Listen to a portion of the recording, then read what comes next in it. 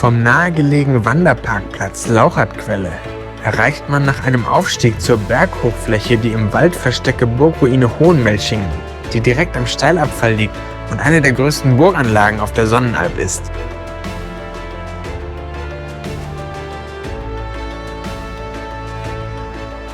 Vermutlich wurde die Burg im 12. Jahrhundert erbaut. Während einer Fehde 1464 wurde das darunterliegende Dorf geplündert und angezündet. Die Burg auch betroffen war oder im Bauernkrieg zu Schaden kam, ist unbekannt. In Quellen aus dem 16. Jahrhundert wird sie als Ruine bezeichnet. Vieles in der Geschichte der Burg liegt im Dunkeln und bleibt geheimnisvoll.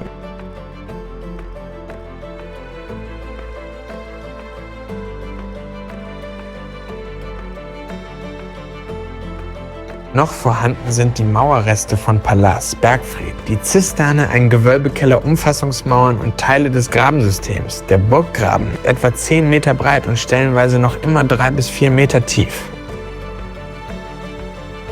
Im Schnakenloch an der östlichsten Stelle des Grabens befindet sich nach einer Sage der Eingang zu einem Geheimgang. Er soll bis zum Keller des ehemaligen Gasthauses Adler führen, konnte bisher jedoch nicht nachgewiesen werden.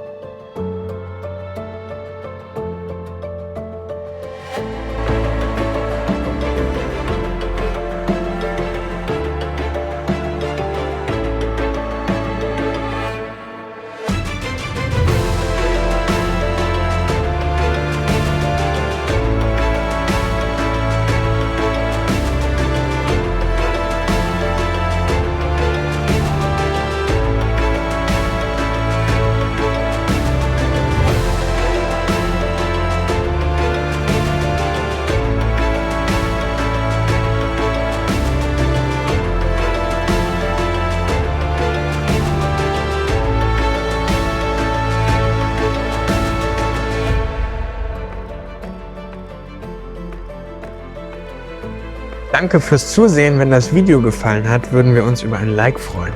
Aber auch über Verbesserungsvorschläge und Tipps in den Kommentaren oder ein kostenloses Abo.